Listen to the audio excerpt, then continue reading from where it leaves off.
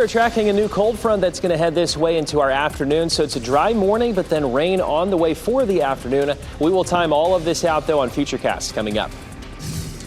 Short $7 million. Durham schools needs to find millions of dollars to balance their budget. The massive cuts already being made to the district's programs. And no need for a permit. Concealed carry laws could become more relaxed. The gun rule state lawmakers could vote on as soon as today. Good morning, everyone. It is 8 o'clock on your Thursday. It's the first day of spring, and it's also a WRAL weather alert day. We're here to get you prepared. I'm Renee Chu. And I'm Chris Lovingood. We want to get over to meteorologist Anthony Baglione to talk a little bit about why we're going to see that weather alert day. But right now, starting off pretty clear. Yeah, we have lots of details to talk about with this next system. Good morning, though, to all of you. Let's start off where we sit right now. Here's our beautiful RDU camera. Everything is totally smooth here as far as the weather is concerned right now. If you're flying the west, what you would likely run into, or they'd go over, is the cold front coming through. It may be a little bit bumpy. Sometimes even with the mountains, it's a touch bumpy. But with that front that's getting into western North Carolina, it is going to bring some rainfall for us later today. You'll likely want that umbrella closer to, let's say, 2 to 3 o'clock for our western counties. But even lunchtime, you notice that if you want to eat lunch outside, it is still going to probably be a really nice start to the day. 3 o'clock, though, I pause this here. We're starting to see that rainfall pushing in. There could be some embedded thunderstorms, but we are not under a severe risk today. The reason for that weather alert day is because this is coming in right at that evening commute time frame, 4 to 5, even 6 o'clock. It's just going to be a messy commute for sure. It pushes out, though, completely by the time we get to 8 o'clock this evening. But I would encourage you just make sure to take it slow out there on the roads later today, Michelle. All right, thanks, Anthony. A dry commute this morning, but a very, very busy commute this morning. I am tracking multiple crashes, as you can see on this map here. First, I want to take you out to I-540 at US 401. Take a look at this, almost at a standstill there on 540. So if you were in that area, there is a crash there. I'm going to show you on the map exactly where we are talking about.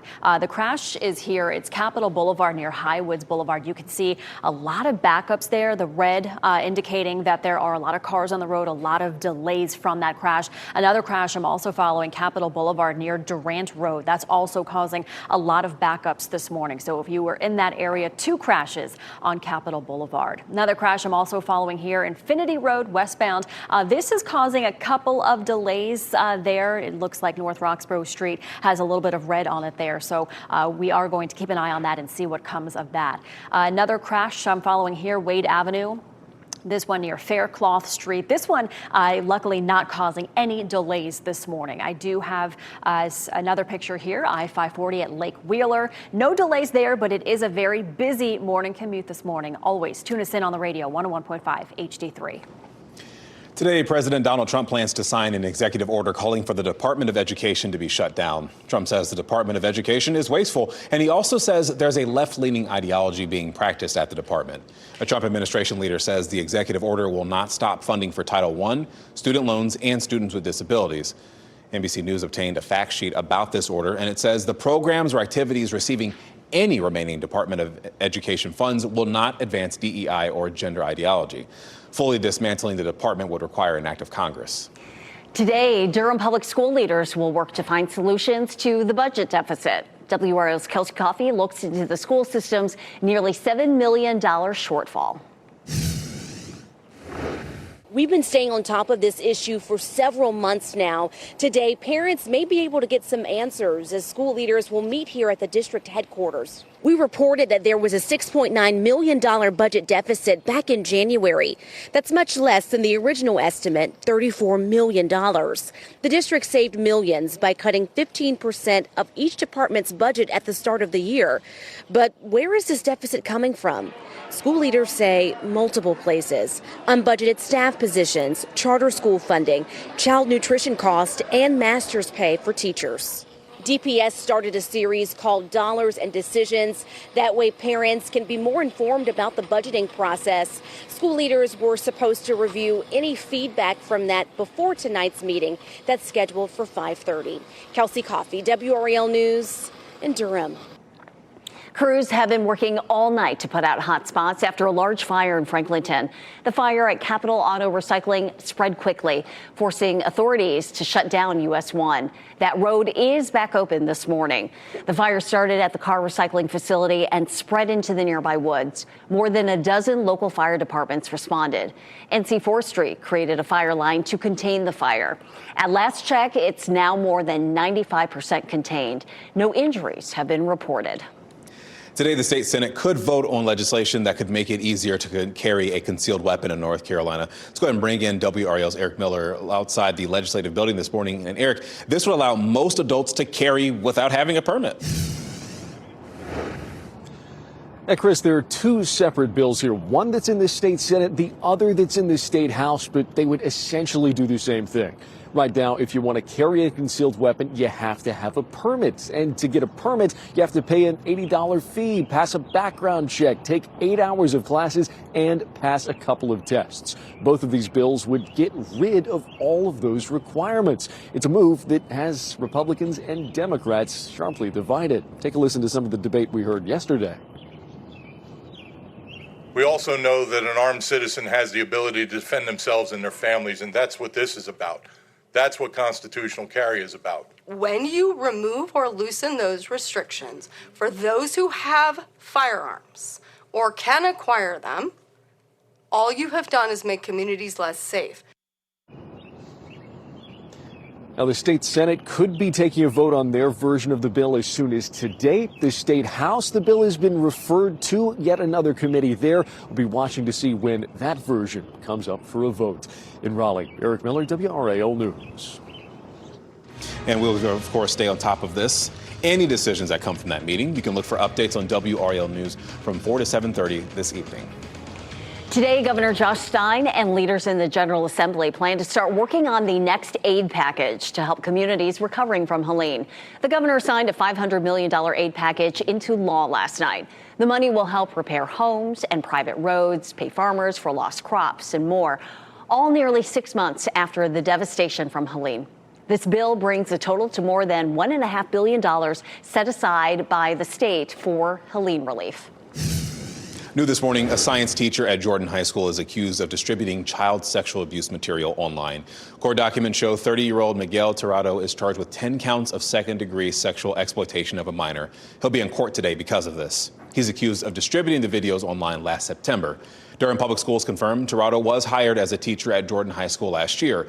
He was arrested off campus. At least 70 people were killed by Israeli airstrikes in the first major attack since the signing of a ceasefire deal in Gaza. The Israeli military says it launched targeted ground activities in Gaza yesterday, a day after an aerial bombardment of the Strip. Israel accused Hamas of repeatedly refusing to release hostages and rejecting offers from mediators. Hamas called the latest offensive a new and dangerous breach of the ceasefire agreement. 2 Pinehurst police officers shot and killed a man who they say charged at them with an axe. This happened in Pinehurst on Remington Lane next to Pinehurst number 8 yesterday morning. Police say someone reported a suspicious person, and when officers arrived, they noticed smoke and fire coming from a home. Now, once inside, a man took an axe from firefighters and then charged at police, according to investigators, and that's when the officer shot and killed the man. They're on administrative leave while the SBI is investigating. Durham's district attorney claims there are security issues at the courthouse. WRAL Investigates is working to find out if they're true. How big was safety on your mind? Priority was number one. At 6, is there a risk to public safety? What officials are and are not telling us. Your time is 8:08 this morning. We now know who Duke will play in the first round of the NCAA tournament. Mount St. Mary's beat American University 83-72 in their first 4 game last night in Dayton, Ohio. Their reward is to square off with top seed Duke tomorrow at Lenovo Center. Tip-off for that game is scheduled for 2:50 p.m. Duke's freshman superstar Cooper Flagg is going into the game with a big new honor. He has been unanimously named a first-team All-American by the Associated Press. He led Duke in 5 statistical categories this year, and he's expected to be named the National Player of the Year. Big year for him. NC State is not in the men's NCAA tournament this year, but the team is still making headlines. Multiple reports say Will Wade will be the team's next head coach. Wade is currently the head coach at McNeese State University in Lake Charles, Louisiana. The Cowboys are in the tournament as a 12th seed. This is the second season in a row Wade has led McNeese State to the tournament. NC State fans we spoke with say that's the kind of repeated success they'd like to see. Shows that he knows what he's doing, that hopefully he can transfer that knowledge or his process over to ACC basketball. The agreement between Wade and NC State is expected to be officially announced whenever McNeese State is knocked out of the tournament. The Cowboys play Clemson in the first round this afternoon. And Renee, with the tournament about to tip up, brand new information on the women's side of things. And for years, the women have never received any money for playing in the NCAA tournament. Now, we have 3 triangle teams right here in the NCAA tournament, and they will get a slice of the March Madness money now. In the past, the NCAA paid for expenses to play in the tournament. That's it, though. But now conferences, each women's team will get $113,000 for each game a women's team plays in the NCAA tournament, and the conferences will then divide that up between their member schools. So $113,000 each game, and our local teams here in the Triangle are hosting games in the first 2 rounds of the tournament. Last year, all the hype in the finals with Caitlin Clark and South Carolina, they got nothing for that. This year, they're getting paid.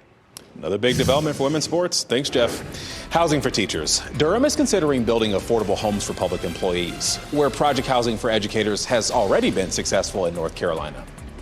And tariffs on wine. President Trump proposes an import tax on European wines. Why some wine distributors are worried that American products are not enough to keep the industry afloat. And our weather is quiet for us right now, but we do have a cold front on the way that will really shake things up through this afternoon. We'll time this out on Futurecast and talk about how our weekend forecast looks coming up.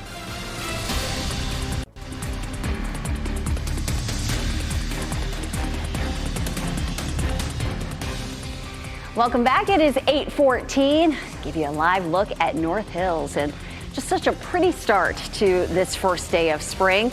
We'll stay dry for much of the day, but then later this afternoon is when we're going to start to see some rain. Meteorologist Anthony Baglione in the WRAL Severe Weather Center to explain our rain chances and why this is a WRAL Weather Alert Day. Yeah, they really start to ramp up for us, Renee, as we get closer to the evening commute. So the timing on this is why we have the Weather Alert Day. We do not have a severe risk. It's just because that we get closer to about 4 and 5 o'clock, we are likely looking at rain. So we know that slows things down. Keep that in mind here, too, as you're planning the rest of today. Just bear that in mind that we're looking at some rain and storms. Here's a look at Futurecast this. So we put this into motion, time this all out for us today. Next couple of hours through the early afternoon, we are totally quiet. There are no issues weather-wise. It's when we start to get, I would say, about 2 o'clock for our western counties, even 3 o'clock or so. This starts to get into our neck of the woods. There's 3 o'clock. It may be approaching Raleigh at that point. And then it pushes through. It's a cold front. 5 o'clock. Look at that evening commute. All of us looking at some scattered showers. And there could be a few thunderstorms, just non-severe, meaning the wind gusts should be below 58 miles an hour. We're not looking at a tornado threat. We're not looking at hail, things like that. Those are the 3 official criteria we need for a severe thunderstorm. This starts to push out here as we get into about 8 o'clock tonight, and we're looking a whole lot quieter tonight into tomorrow. We also, though, are looking at, I would say, about a quarter to maybe a half an inch of rain across the area. We really could use some for sure. We're still in drought criteria for the majority of North Carolina, and so that would certainly help us out. Our temperatures, we should top out right about 72, so it is still going to be on the warm side despite the front coming through. Feeling like spring, which officially started at 5:01 this morning. 8 o'clock sunsets. I'm looking forward to that. We have to go all the way to the end of April, though, until that actually gets closer to us. But our sunsets are consistently getting later and later. 72 degrees for us today, 63 tomorrow, a little bit of a dip. The weekend looks phenomenal there. Lots of sunshine, and then maybe our next chance of some rain as we get into next week. Michelle? All right, thank you, Anthony. Traffic certainly keeping us busy this morning. We are tracking multiple crashes this morning. You can see all of the yellow icons indicated on this map here. The first one I actually want to take you to. This is a serious crash. This is up near Creedmoor Road. You can see the red and the purple on the map there. That does indicate that the road is shut down. The road is shut down in both directions because of a serious crash there. So we are going to keep an eye on that and see what comes of that. Another crash that I'm also following. I'm following two on Capitol Boulevard, but this one just popped up as well. This is West Davie Street near McDowell Street, downtown Raleigh. You can see some red on the map on 401 there. So if you are in that area downtown, there is a serious crash there. I do want to take you outside to look at I-540 at 401. You can see some pretty big slowdowns there. This is leading to two different crashes, two on Capitol Boulevard. This first one here, Capitol Boulevard near Durant Road. You can see a lot of red on the map there from that one. The second crash I'm also following is here. This is Capitol Boulevard near Highwoods Boulevard. They're calling this one a serious crash. You can see the red on the map there. I'm going to work to get some cameras there to see if we can see what is going on. Another crash I'm also following here. This is Infinity Road westbound. North Roxborough Street is the main thoroughfare there. There is some red on the map indicating delays there as well. So it is a very busy morning. We have a lot to talk about every time I see you. Wade Avenue near Faircloth Street. Another crash that's been there for a little while. Not seeing any major delays from that one. You can always listen to us on the radio, 101.5 HD3. Michelle, thank you. A man has died after a crash on Durham Chapel Hill Boulevard. This was video taken from the WRAL news tracker yesterday morning. You can see two badly damaged cars at the intersection with Southwest Durham Drive. Police say officers were responding to reports of vehicle break-ins when the stolen Kia Soul sped off, running a red light and hitting the other driver. 3 people in the stolen car were taken to the hospital. 2 people in the second car were taken to the hospital, where the passenger, 53-year-old Jermaine Clements, died. Charges are pending. A man is in custody after an hours-long standoff at the CIA headquarters in Virginia. The man was arrested after surrendering 5 hours into the standoff. Authorities say the man made threats at the gate and then pulled out a gun and pointed it at the building. Well, that threat sparked a large police presence. We're talking SWAT teams, a bomb squad, even the FBI responded to this. Investigators say, though, no shots were fired and no injuries were reported. Covering Durham today, DPS Superintendent Dr. Anthony Lewis and Durham Mayor Leonardo Williams will visit with incoming kindergarten students. They will visit Leathers Meacham Head Start Preschool this morning at 8:30. The superintendent and mayor will hand out backpacks to the rising kindergartners and talk with them about the excitement of starting kindergarten, a big milestone. I'm sure they're very excited. Durham lawmakers are asking for affordable housing for teachers, and their latest bill would allow the county and the school district to build affordable housing for employees. 75% of units would be reserved for teachers, and the idea for Durham has been brought up before, actually, but it never passed. Other counties such as Bertie, Hoke, and Dare have been able to build this type of housing. The Vatican says Pope Francis no longer needs assisted breathing, but they did not rule out the possibility of him needing it again in the future. The Pope was receiving ventilation. In recent weeks, he only used it at night while sleeping. Pope Francis was admitted to the hospital in mid-February and has been battling pneumonia in both of his lungs. The Vatican says his pneumonia is under control and he continues to be fever-free. President Donald Trump threatened a 200% tariff on all European wines and champagnes in his Truth Social post.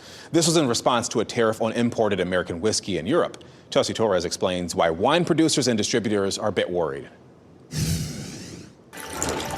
President Trump says imposing tariffs would be great for the wine and champagne businesses in the U.S., but one mom-and-pop winery disagrees. On the surface, it might seem like that, but there are these unintended consequences to having something so disruptive happen so quickly. Winemaker Kareem Massoud says tariffs will affect how their wine is distributed because they can't sell directly to the consumer. Under the federally regulated 3-tier system, American wineries must sell to a distributor instead of directly to consumers. If you want to sell your wine in Dallas, you want to sell your wine in Houston, you want to sell your wine in New York City, you want to sell your wine in Chicago, you have to do it by law through a wine distributor. The U.S. Wine Trade Alliance, a group representing all levels of the wine industry, says the tariffs will hurt distributors and retailers because European wines are so profitable in the U.S.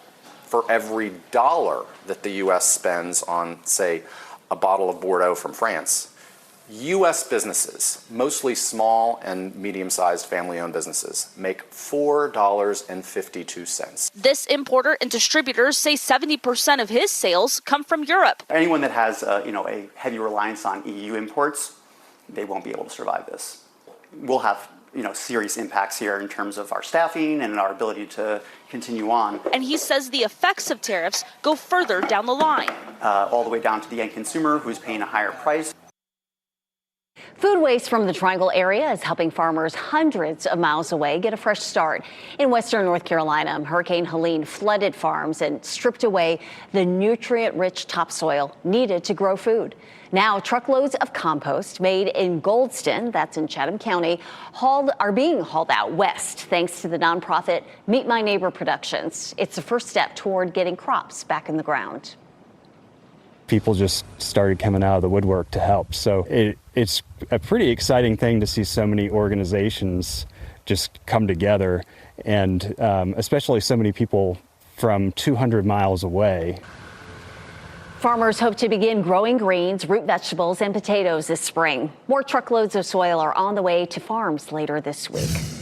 Balancing the budget, a special meeting in Durham will review the school district's $7 million shortfall, the solutions they're working on to cut costs. Stay safe with the latest WRAL Weather Alert Day info. Get up to the minute weather and traffic conditions when you get in your car. In Raleigh on 99.3 FM, in Durham 96.5 FM, and everywhere on 101.5 HD3. Your time this morning is 8:26. I'm Chris Lovingood. We do want to get to meteorologist Anthony Baglione on this WRAL Weather Alert Day.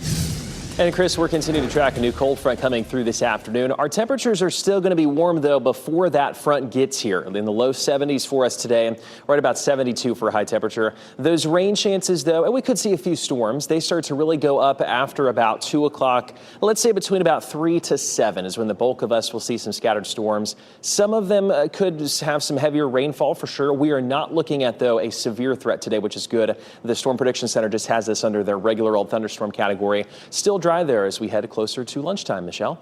Thanks, Anthony. Keeping an eye on multiple crashes this morning. It's been a busy morning. The first crash I want to bring you to is up near Creedmoor. It's on Creedmoor Road, near Creedmoor Road. Yes, it's on Creedmoor Road. You can see the purple and the red on the map there indicating that that road is shut down in both directions because of that crash. Officials say that road should reopen about 10:30 this morning. So we are, of course, going to keep an eye on that. Another crash I'm also following downtown Raleigh, West Davie Street at South McDowell Street.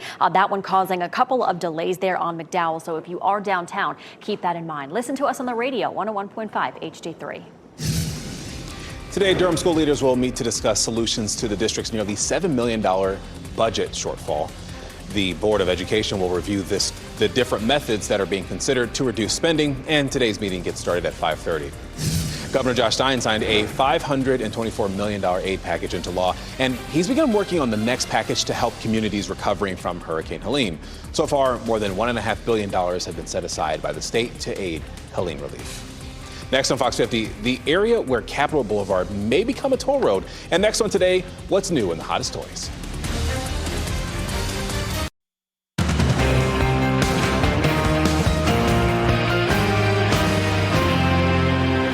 We are watching a new cold front that's going to come through this afternoon. We are totally dry right now, but then rain on the way. We'll time out when this gets here coming up. A possible shutdown of the Department of Education. Today, President Trump is expected to sign an executive order stripping the department. The school programs that will lose funding with this order. And rebuilding Western North Carolina. Today, the work begins after state funding was approved by lawmakers, where the $500 million in Helene relief will go. It is 8:30. We're glad you're sticking with us on this WRAL Weather Alert Day. We'll see Dry conditions for much of the day, but then starting in the afternoon is when that rain's coming. I'm Renee Chu. I'm Chris Lovingood. Yeah, it's clear for right now, but Anthony, we know the plot twist comes in the afternoon with the expected storms and some even possible heavy rain. Yeah, it's going to feel very much like spring with the shower activity for us, even a few embedded thunderstorms. Good morning, though, to all of you. Let's talk about, first of all, our temperatures, which you might hear the name cold front and think, oh, we're going to see a huge drop off. And we really aren't today. We're still going to be at 72. It's tomorrow where we're seeing a bit of a difference into the 60s. We are totally quiet right now, though, and we are not looking at a severe threat. The reason for that weather alert day is because this is coming in right during the heart of that evening commute, 4 or 5 o'clock or so this afternoon. 90% chance of some rain for us, and it's going to be a pretty likely bet, I would say, with this next system. Let's time this out. So again, totally quiet right now. You can see the rain, though, back to the west. That starts to get closer. 2 o'clock, I would say, for our far western counties. Even 3 o'clock, it starts to work into central, let's say, Wake County, even up to the north. Most of us solidly locked into some rainfall and a few thunderstorms by 5 o'clock, the evening commute. So just make sure to plan a little bit extra time. And it does, though, start to push out as we get through tonight. Looking dry tomorrow, but again, plan for that rain here, Michelle, as we head through the evening. All right, thanks, Anthony. We are tracking several major crashes this morning. The first one I want to take you to is on Creedmoor Road. You can see on the map here, the red and the purple on the map indicating that road is shut down in both directions. Sky 5 is actually over the scene right now. This is a live look. You can see that's the car right there, the firefighters there on scene. Looks pretty badly damaged. And this car here, look at this one. I almost didn't even see this. Look at this car on its side. The front window is smashed. This is a very serious crash. Creedmoor Road shut down in both directions because of this crash. Sky 5 is there.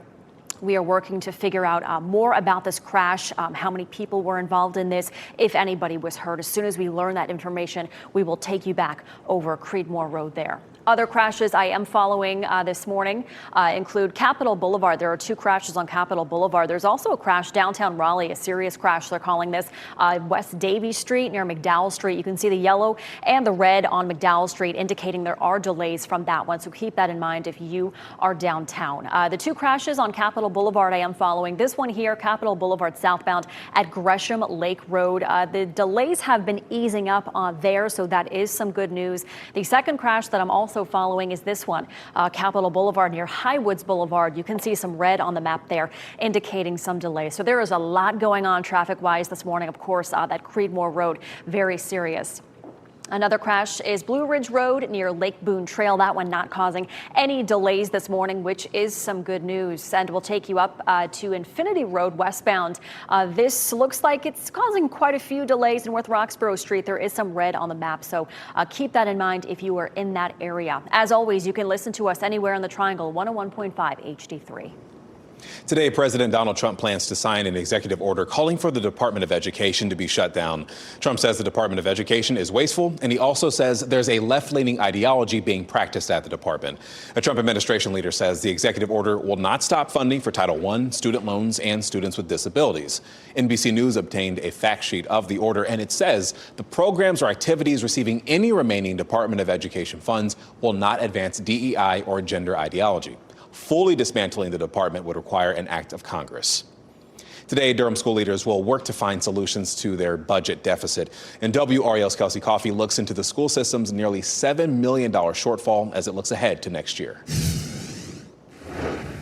We've been staying on top of this issue for several months now. Today, parents may be able to get some answers as school leaders will meet here at the district headquarters. We reported that there was a $6.9 million budget deficit back in January. That's much less than the original estimate, $34 million. The district saved millions by cutting 15% of each department's budget at the start of the year. But where is this deficit coming from? School leaders say multiple places: unbudgeted staff positions, charter school funding, child nutrition costs, and master's pay for teachers. DPS started a series called Dollars and Decisions. That way parents can be more informed about the budgeting process. School leaders were supposed to review any feedback from that before tonight's meeting that's scheduled for 5:30. Kelsey Coffey, WRAL News in Durham. Today, work begins on the next aid package to help communities recovering from Helene. WRAL's Eric Miller explains this comes immediately after the more than $500 million in relief became official. The ink is barely dry on the last Hurricane Helene relief package. Governor Josh Stein signed it into law during a ceremony at the governor's mansion around 7 last night. He was surrounded by leaders from both the state house and Senate, as well as by members of law enforcement, all representing agencies that sent officers into the disaster zone following Hurricane Helene. This latest bill sets aside more than $500 million to help homeowners rebuild, as well as to help restore private roads and bridges and pay farmers for lost crops, among many other things. Speaking before the signing, Governor Stein said speed, getting this money to people in need as fast as possible, is the government's #1 priority right now. Urgency is the most important. We've got to do everything we can to get these monies in Western North Carolina where they can make a difference in people's lives. And as Representative Green said, we have to spend this money as effectively as we possibly can. Now, both Stein and State House Leader Destin Hall said there will be another relief package. Already, the government has set aside more than $1.5 billion for Hurricane Helene relief victims. But the governor says that number still falls far short of what's needed out west. In Raleigh, Eric Miller, WRAL News. The state Senate is scheduled to vote on its concealed carry bill as early as today. The Republican-backed legislation would allow most adults to carry a firearm without a permit. Now, permits would still be offered, mostly for people who want to be able to carry weapons in other states that recognize North Carolina permits. Lawmakers will meet this morning at 11:30. And of course, we will be following this story, the discussions as they happen today about Helene relief and the concealed carry legislation. So look for those updates on WRAL News from 4 to 7:30 this evening. Crews have been working all night to put out hot spots after a large fire in Franklinton. This fire at Capital Auto Recycling spread quickly, forcing authorities to shut down a section of US 1. That section is back open this morning. The fire started at the car recycling facility and spread into the nearby woods. More than a dozen local fire departments responded. NC Forestry created a fire line to contain the fire. At last report, it's now more than 95% contained. A neighbor who spoke with WRAL describes what he saw from his back window. Yes, the flames were very high. You know, they was reaching the sky almost as far as a tree can grow, and the smoke was very black. And before it got dark, all you seen was a big black cloud going across the sky. No injuries have been reported. Today, Governor Josh Stein will be in Fayetteville to highlight the education priorities in his budget proposal. Stein will visit Ferguson Easley Elementary School, and he's expected to be there at 11 o'clock this morning. And a state lawmaker has a plan to provide millions of dollars in funding for public schools. Democrat Julie Von Hafen filed this bill a few times before, but it's never made it to committee. The money would pay for things such as higher teacher pay, students with disabilities, and disadvantaged students. Courts have found the state is not providing an adequate education. The plan was agreed to in the lawsuit known as Leandro, but Republican leaders are skeptical of the plan's cost and whether it would improve schools. They've intervened in the Leandro lawsuit, and the state Supreme Court is still deliberating their arguments. We have a whole documentary on this on WRAL.com. Capitol Boulevard between I-540 and the Franklin County line may one day become a toll road. The Capital Area Metropolitan Planning Organization received results of a state toll authority study yesterday. It suggests turning the road into a toll road and beginning upgrades in 2027. The work would take about 6 years. A Campo spokesperson says this would ultimately ease traffic congestion by removing stoplights and creating highway interchanges. The organization will ask for public input for 30 days before making a decision in May. The principal of Durham School of the Arts is on leave. A Durham Public Schools spokesperson confirms Jackie Tobias is on extended leave of absence because of a family matter. The school district hasn't made a decision just yet on who will serve as principal while she's away. Finding the plane wreckage, a Texas company has been given permission to search for that Malaysia Airlines flight that vanished in 2014. The big payout they could earn if they find the plane wreckage. Plus, planting new routes. Biltmore trees more than 100 years old were destroyed in Helene flooding. A look at the restoration efforts at the country's largest private estate. Plus, a storm on the way. You're looking live in Wilson. It looks nice out there this morning. After the break, meteorologist Anthony Baglione will give us a timeline for when showers and storms will move in later today. We still have Sky 5 above right now. That's a pretty serious crash that happened on Creedmoor Road near Old Weaver Trail in Raleigh. We're watching closely here as it appears one of the vehicles involved is being loaded onto that tow truck there. WRAL's Michelle McConaughey is trying to get as much information as she can right now. She'll have a traffic report here and coming up in just a couple of seconds. But we do want to touch in with meteorologist Anthony Aguillon because of that WRAL Weather Alert Day. It's calm, it's quiet right now, but that's going to change, Anthony. Yes, it's certainly going to change here as we head through this afternoon. We have a cold front on the way, and for the majority of us right now, though, we're going to be ahead of that front. If you're flying, for instance, though, and you fly into the western parts of our state, it may be a little bit bumpy just because of that front coming through. It should not be here until we get, let's say, 2 o'clock or so for our western counties, maybe 3 o'clock at the earliest, but you can see kind of where that's at right now. This is that loop over the past 6 hours or so. It's approaching western North Carolina, even Asheville seeing some rain right now up toward Johnson City. They, by the way, have a wind advisory tonight for gusts up to about 60 miles an hour.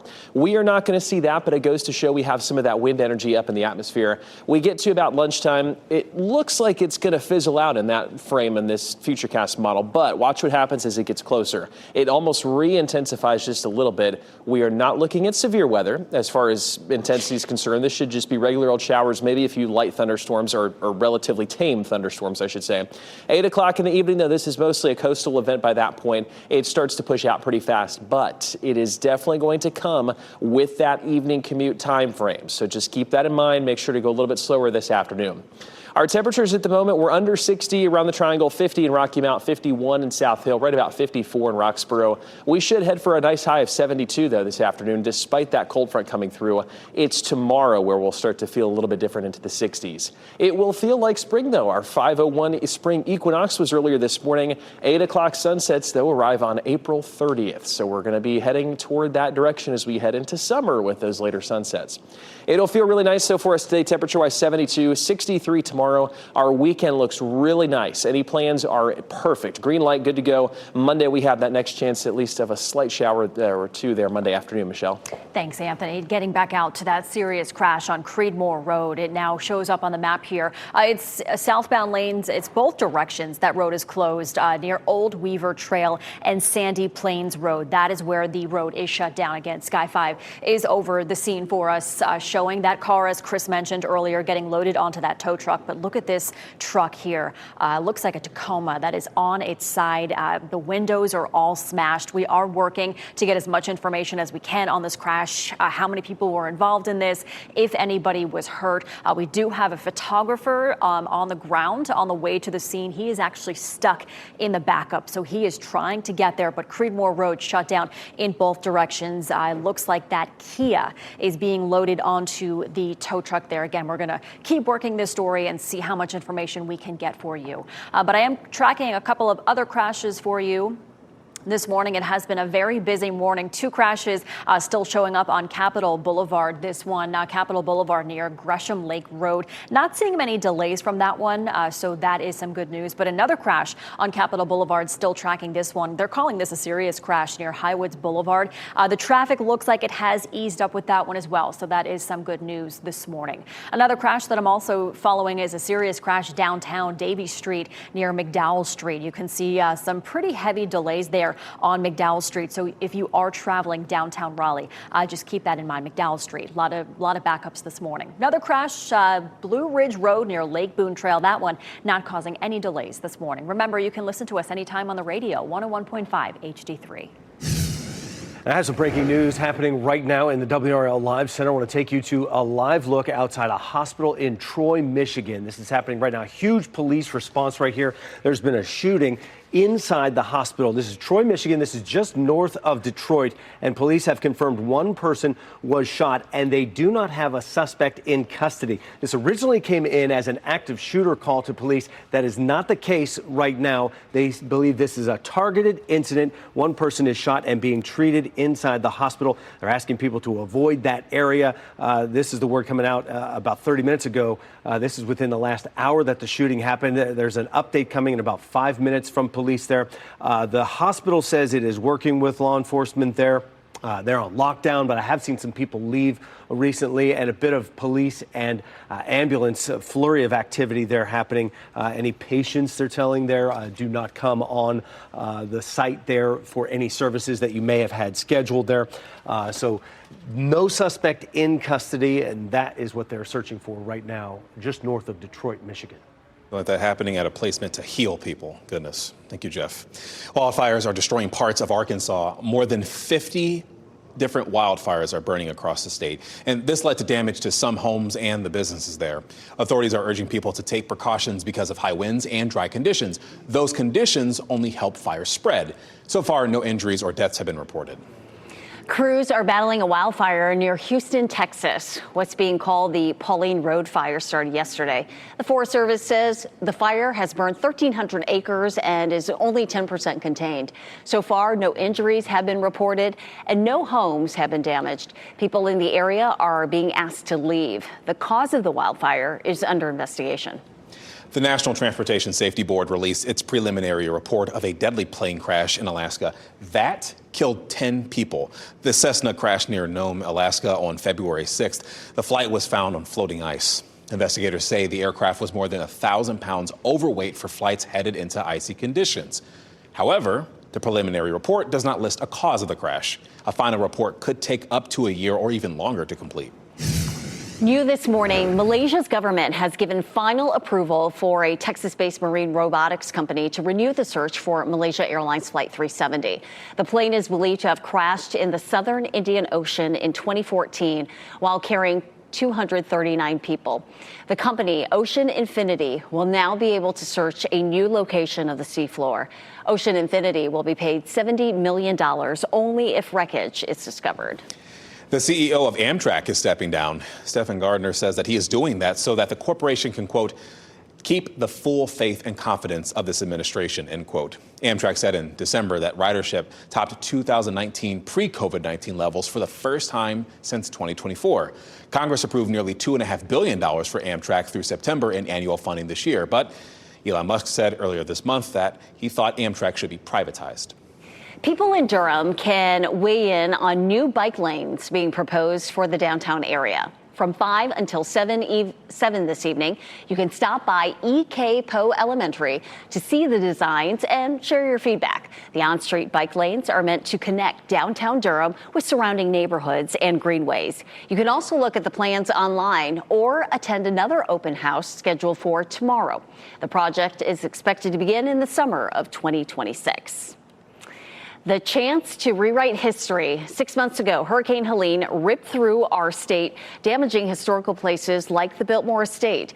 The estate's lodge entrance was lined with tulip poplar trees for over 100 years. But 17 of them had to come down due to damage from floodwater and debris. Yesterday, a couple dozen new tulip poplars were brought in to replace them, and the trees are expected to grow quickly and as tall as 60 to 70 feet. We've been talking about it all morning. Today marks the start of the spring season, and the iconic cherry blossoms in Washington, D.C. are nearing peak bloom. They're halfway to peak bloom, in fact. The National Park Service estimates that peak bloom will actually happen between March 28th and the 31st. Temperatures will have an impact on when the peak happens this year. And with it being spring, more people may have encounters with bears. The North Carolina Wildlife Commission wants to remind you to avoid approaching or touching bears or cubs. If a bear cub is seen alone, it's likely their mother is nearby and will return. It's illegal in North Carolina to capture a black bear cub. To avoid getting hurt, leave them alone. Don't try to catch them and don't feed them. The next time you fly into Nashville, you could land at Dolly Parton International Airport. That is the idea behind an effort to rename the airport in her honor. 2 Tennessee residents started this online petition. The people behind the petition say the country music legend represents the best of Tennessee. They find it's fitting that the airport carried her name. As of this morning, more than 11,000 people have signed that online petition. Cool. Bill Belichick is showing his support for the Tar Heels men's and women's basketball team. Before the UNC men's game against San Diego State Tuesday night, Belichick delivered pizza to the women's team. He also gave them some encouraging words before their game against Oregon State in the first round of their tournament on Saturday.